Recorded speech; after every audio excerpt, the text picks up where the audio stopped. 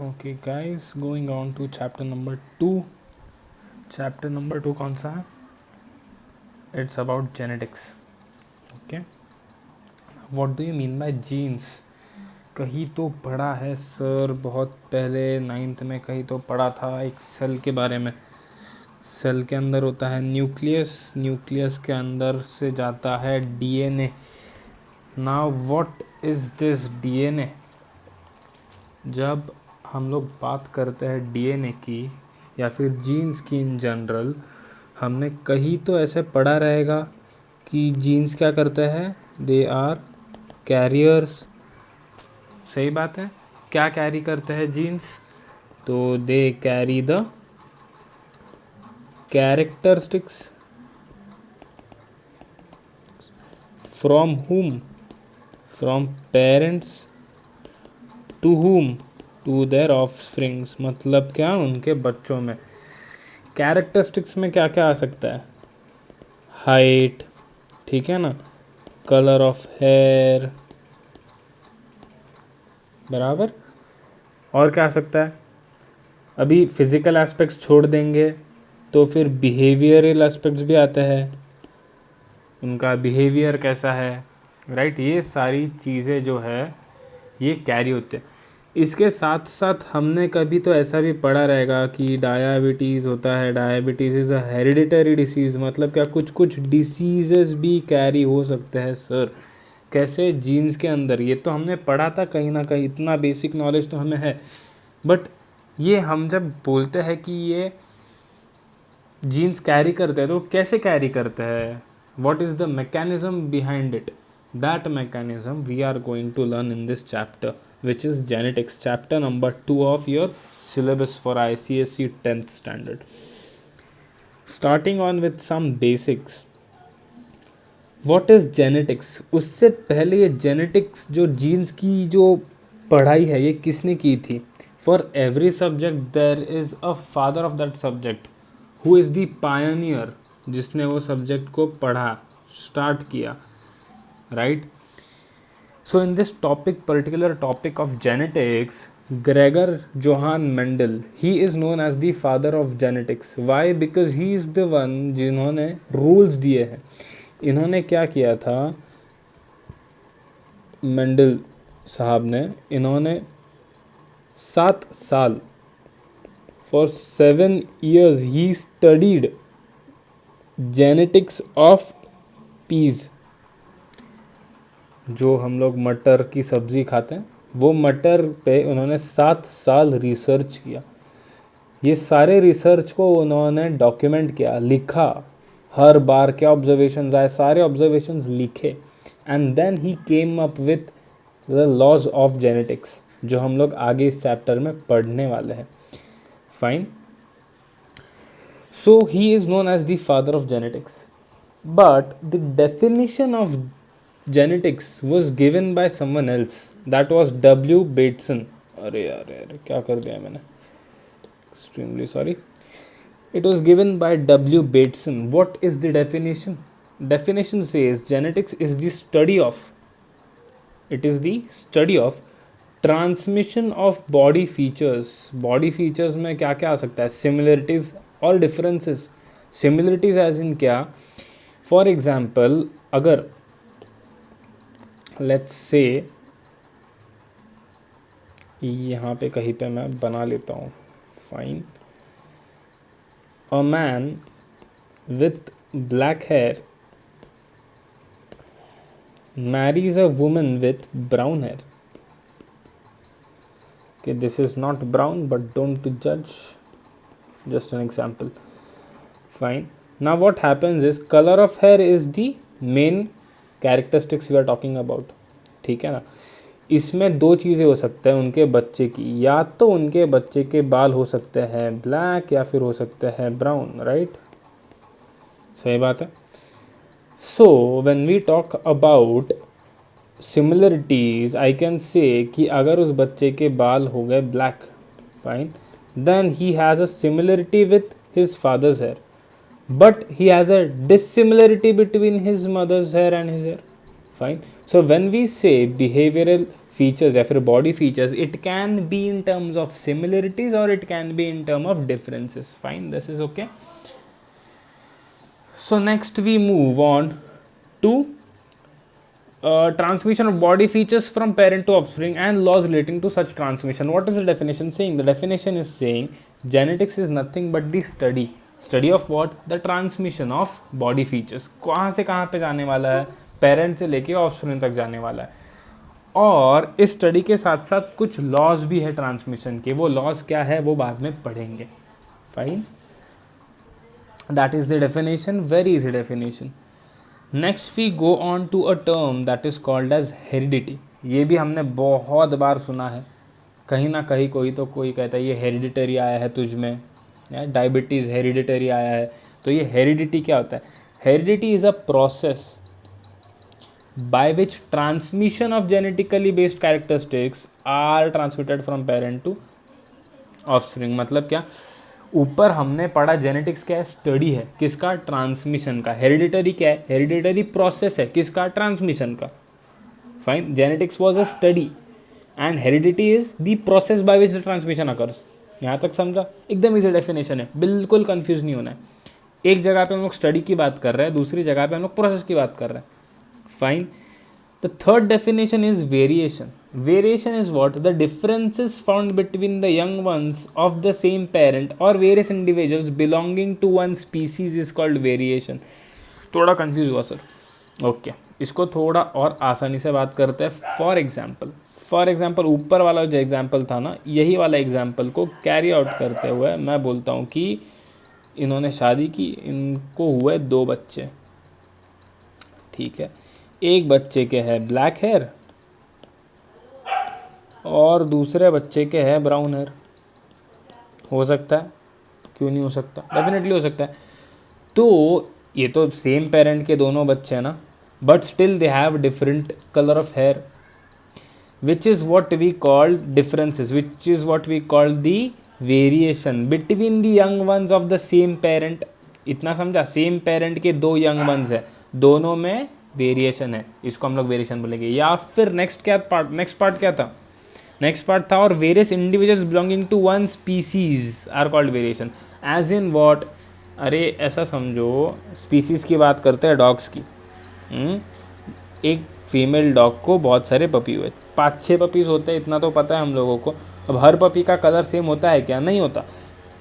कुछ होते हैं ब्लैक, कुछ होते हैं वाइट, कुछ होते हैं ब्राउन और कुछ होते हैं मल्टी कलर्ड. मतलब क्या?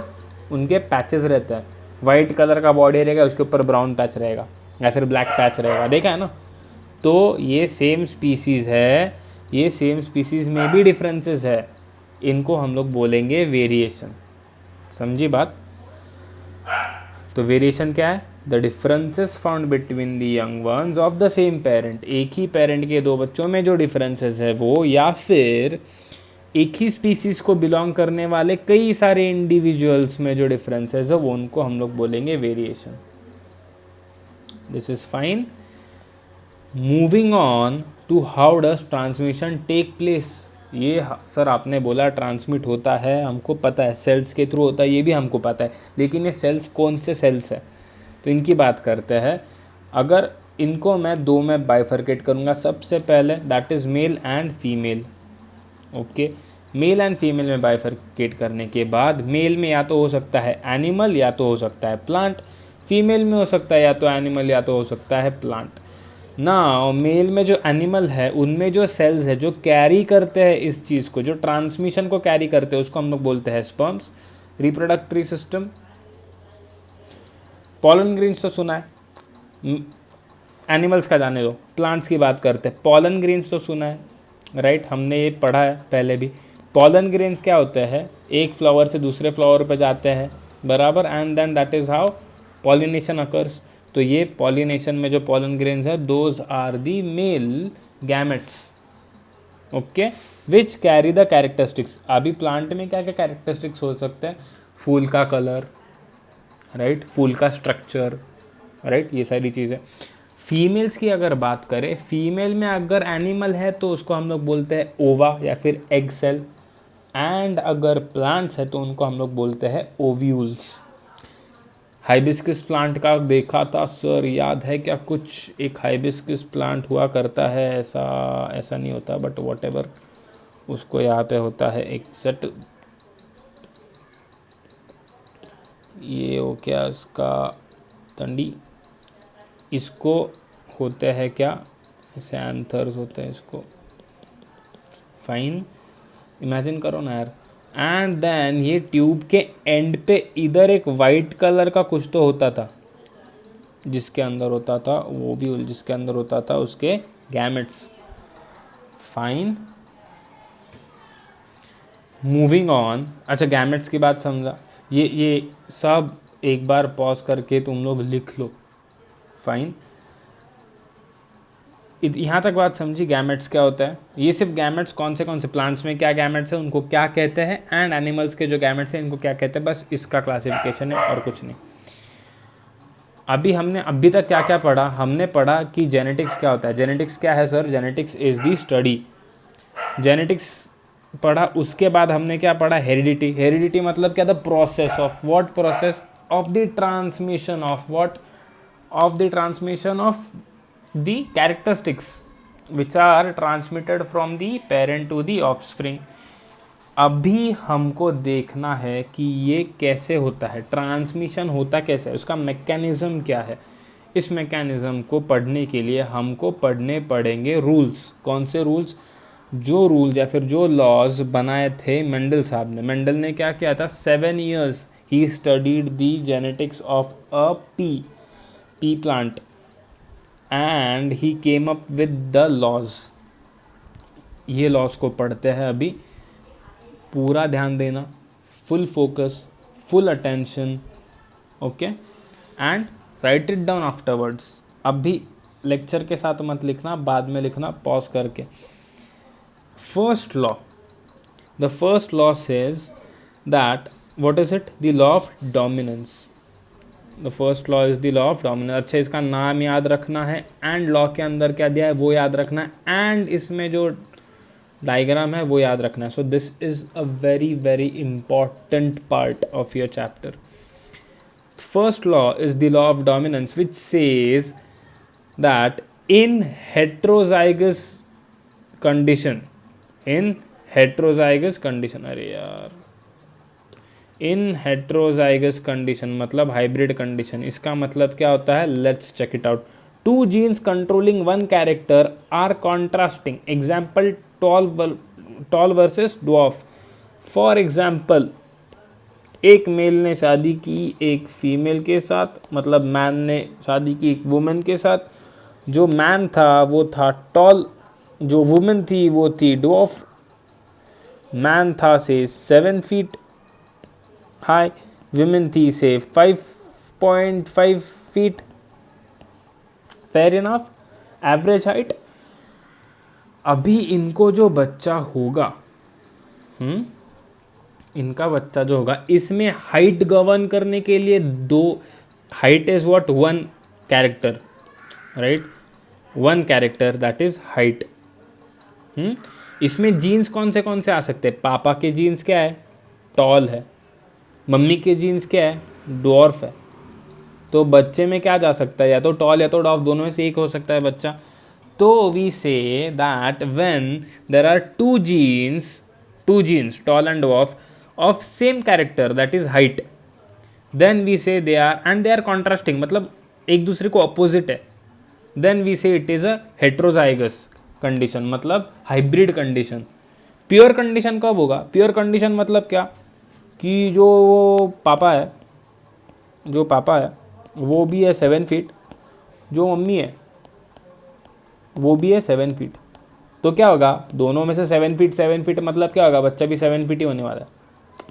Fine, this is what? This is pure and this is hybrid. Hybrid मतलब क्या? हेट्रोजाइगस।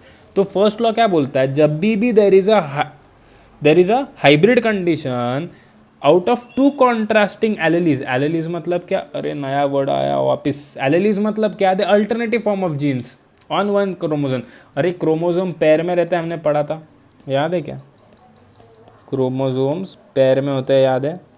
तो जब मैं बोलूँगा कि सपोज़ जो मेल है, अब ये मेल के भी तो दो रहेंगे ना यार पेरेंट्स, बराबर।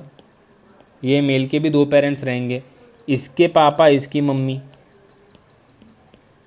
अगर मैं बोलूँ कि इसके पापा थे 7 फीट, ये भी 7 फीट थे, इसकी मम्मी थी 5.5 फीट, लेकिन ये हुआ 7 फीट का, मतलब क्या हुआ, इसके पास भी दो सेट ऑफ जीन्स है, दो सेट ऑफ क्रोमोसोम्स है। कौन से है, एक है 7 फीट वाला क्रोमोसोम है और एक है 5.5 फीट वाला, बराबर ना। हाँ, एंड इसमें से एक चीज़ इधर, एक जो है एलेली, इसको हम लोग एलेली बोलेंगे, ये एक एलेली, ये दूसरा एलेली, बराबर। मतलब क्या, alternative form of genes on a chromosome that produces two alternative ways. मतलब इसका जो भी स्पर्म जाएगा, उस स्पर्म में दो कैरेक्टर्स, इसके क्रोमोसोम में दो कैरेक्टर्स हो सकते हैं, एक तो 7 फीट वाला हो सकता है या तो 5.5 फीट वाला हो सकता है, तो इनको हम लोग बोलेंगे एलेलीज। सेम वे जो मम्मी है, मम्मी के सपोज दो थे, मम्मी के पापा का हाइट था सपोज 6 फीट और मम्मी का हाइट था सपोज 5 फीट, ठीक है। तो एवरेज आउट होके 5.5 आ गया समझो। तो मम्मी के जो क्रोमोसोम्स है उनमें भी दो आएंगे एलेलीज, कौन से 6 फीट एंड 5 फीट वाला, इतना समझा ना। तो what is allele, allele is nothing but the alternative form of genes on a chromosome that produces two alternative age. मतलब क्या, या तो 7 फीट होगा या तो 5.5 फीट होगा, फाइन। या फिर सेकेंड एग्जाम्पल जो अपना black hair versus brown hair वाला, black hair versus brown hair वाला बात करते हैं एक बार। सपोज पापा है, पापा के हैं बाल ब्लैक, सपोज मम्मी है, मम्मी के हैं ब्राउन, ठीक है ना। तो क्या होगा, इनका बेटा होगा, ठीक है। बेटे के लिए क्या होगा, सपोज बेटे के बाल, अभी यहाँ पे क्या होगा, या तो ब्लैक हो सकता है या तो ब्राउन हो सकता है, बराबर ना। तो इनको हम बोलेंगे एलेली, ठीक है ना। एक कैरेक्टरिस्टिक को गवर्न करने के लिए दो अलग अलग जीन्स है, ठीक है। तो ये कॉन्ट्रास्टिंग क्या हो गए, इनको एलेलीज बोलते हैं। तो अगर दो एलेलीज है, out of the two contrasting एलेलीज one expresses itself morphologically, और एक नया वर्ड आ गया सर, मॉर्फोलॉजिकली मतलब क्या, कैरेक्टरिस्टिक्स, शेप, साइज एक्सेट्रा। अगर हम लोग बात कर रहे हैं हेयर कलर की, तो हेयर कलर इज मॉर्फोलॉजी अपने लिए। तो one expresses itself morphologically and the other remains unexpressed. मतलब क्या हुआ, बेटे का बाल या तो ब्लैक होगा या तो ब्राउन होगा। अगर बेटे का ब्लैक बाल हो गया तो ब्लैक क्या है, डोमिनेंट है, एंड ब्राउन क्या है, रिसेसिव है। इतना ही बोलना है इसको, और कुछ नहीं बोलना है। ये पूरे लॉ को सिर्फ एक चीज़ बोलनी है, वो है कि अगर ट्रांसमिशन के टाइम पे देर इज हाइब्रिड, मतलब प्योर नहीं है, मतलब एक ब्लैक है एक ब्राउन है, हाइब्रिड कंडीशन है, तो हाइब्रिड कंडीशन में से ब्लैक या फिर ब्राउन में से सिर्फ एक ही हो सकता है। ऐसे नहीं कि आधे बाल ब्लैक आ गए आधे बाल ब्राउन आ गए, नहीं, या तो बाल जो है वो ब्लैक रहेंगे या तो ब्राउन रहेंगे। तो the first law says that out of the two एलेलीज क्या है, या तो ब्लैक या फिर ब्राउन, तो इन दोनों में से एक जो है वो डोमिनेंट रहेगा, एक होएगा रिसेसिव, ठीक है। The entire law says this only, there is nothing here other than that, fine. इसको एग्जाम्पल के साथ लेते हैं। एग्जाम्पल, पापा जो है, पापा इज टॉल, ठीक है। इमेजिन कर रहे हैं प्योर टॉल है वो, मतलब क्या, टीटी, डबल टीटी, फुल वाला कैप्स वाला टीटी। मम्मी जो है वो डॉर्फ है, प्योर डॉर्फ है, मतलब क्या, दो छोटे टीटी। एग्जाम्पल, जो जीन्स है, जो सेट ऑफ क्रोमोसोम्स है, पैर में रहता है, पैर में क्या क्या है, डबल टी, मतलब प्योर, मतलब पापा के मम्मी पापा दोनों 7-7 फीट के थे, और फिर पापा भी 7 फीट के। और मम्मी की बात करें, मम्मी के पापा भी 5 फीट के थे, मम्मी भी 5 फीट की थी, तो मम्मी भी 5 फीट की है। Example, fine. So what happens, इस में गैमेट्स क्या है, गैमेट्स मतलब क्या, इसके क्रोमोसोम्स को अगर मैं ब्रेक करूँ तो क्या क्या आएगा मुझे, टी, मतलब टॉल। फीमेल क्या जो है, फीमेल का जो डॉफ है उसको क्या, क्रोमोसोम्स का अगर मैं बाइफर्केशन करूँ तो क्या आएगा, छोटा टी, बराबर। अभी इसमें से परमिटेशन कॉम्बिनेशन करने का है अपने को, मतलब क्या, अभी पापा के जो सेट, ये सेट जाएगा पापा का, मतलब ये दो चीज़ें जाएंगी पापा की, टी और टी, बराबर। इसमें से एक टी या तो ये छोटे वाले एक टी के साथ करेगा, मतलब ये जो टी है, ये वाला लाइन की बात कर रहा हूँ मैं, या तो ये छोटे वाले टी के साथ पैरअप होएगा, या फिर ये वाला टी इस, अरे इधर डाल दिया मैंने इसको गलती से, इसको करेक्ट कर लेना यार एक बार, ठीक है ना। ये गलत लिख दिया था मैंने, या तो इधर आएगा या तो इधर आएगा, बराबर। या तो एक ये जो टी है या तो ये छोटे वाले टी के साथ पैर अप करेगा या तो बड़े वाले टी के साथ पैर अप करेगा। सिमिलरली अगर मैं बात करूँ, हाइलाइटर का कलर चेंज करके बात करते हैं अभी। ये जो दूसरा वाला टी है, दूसरा वाला टी है, या तो ये पहले वाले के साथ पैर अप करेगा या तो ये दूसरे वाले के साथ पैर अप करेगा, बराबर, सही बात है। तो इसमें से रिजल्टेंट क्या क्या आया, एक आया बड़ा टी छोटा टी, दूसरा वाला आया बड़ा टी छोटा टी, ये वाला आया बड़ा टी छोटा टी, और ये वाला आया बड़ा टी छोटा T. Fine, this is what now this says that अगर प्योर लू में प्योर क्रोमोसोम्स लू टॉल वर्सेस ड्वार्फ, तो the resultant all will be tall, all will be tall. Reason being tall is more dominant than dwarf. तो अगर एक पैर भी टॉल का आ गया ना, मतलब वो डोमिनेट करेगा दूसरे के ऊपर, एंड दस the child will be toll. इसको अगर मैं पनेट स्क्वायर मतलब क्या, ऐसा जो डायग्राम बनाते हैं अपन, इसको पनेट स्क्वायर बोलते हैं। इसको अगर डायग्रामेटिकली इसको अगर एक्सप्लेन करें या फिर डायग्रामेटिकली रिप्रेजेंट करें तो क्या आएगा, बड़ा टी छोटा टी, परम्यूटेशन कॉम्बिनेशन, ये इसके साथ ये इसके साथ, मतलब क्या, ऐसा ऐसा, ये इसके साथ, मतलब एक मिनट,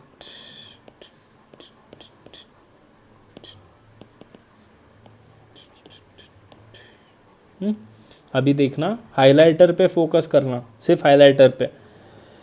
ये छोटा टी ये बड़े टी के साथ, रिजल्टेंट क्या आया, बड़ा टी छोटा टी। फाइन, वापस हाइलाइटर का कलर चेंज करके देखते हैं। ये छोटा वाला टी ये बड़े वाले टी के साथ क्या आएगा, टी, बराबर। नेक्स्ट वाले में कलर चेंज करते हैं। ये छोटा वाला टी इस बड़े वाले टी के साथ क्या आएगा, एक बड़ा टी एक छोटा टी। एंड लास्टली वापस कलर चेंज करके, कौन सा कलर लेने का, अभी येलो लेते हैं। ये छोटा वाला टी इस बड़े वाले टी के साथ क्या आएगा, एक बड़ा टी एक छोटा T. Fine, this is what this says that हर एक जो परम्यूटेशन कॉम्बिनेशन है उसमें एक बड़ा टी है, बड़ा T is more dominant than छोटा T, that is why T is dominant, छोटा वाला T is recessive, that is why सारे जो भी बच्चे होंगे in every criteria the kid will be tall. Fine, this is the first law. What does the first law say, जब भी in a set of chromosome there is hybrid, मतलब एक छोटा एक बड़ा, तो इन दोनों में से, इन दोनों एलेली में से एक एलेली विल बी डोमिनेंट एंड दूसरा एलेली विल बी रिसेसिव। ये है law of dominance. Law of dominance अगर समझा है तो लाइक करो, कमेंट में बताओ समझा या नहीं, ग्रुप पे भेजो डाउट है तो, या फिर अगर क्वेश्चन है तो जल्दी से पोस्ट करो एंड लेट मी नो। अगर डाउट नहीं है तो फिर कल देखना दूसरा और एक वीडियो जिसके अंदर हम लोग रिमेनिंग 2 लॉस की बात करेंगे। Fine, just go through this in your textbook once and read it once, okay. And अगर कोई भी डाउट है जल्दी से फटाक से बताओ, okay. Ending the chapter and ending the lecture over here, just एक बार पढ़ लेना।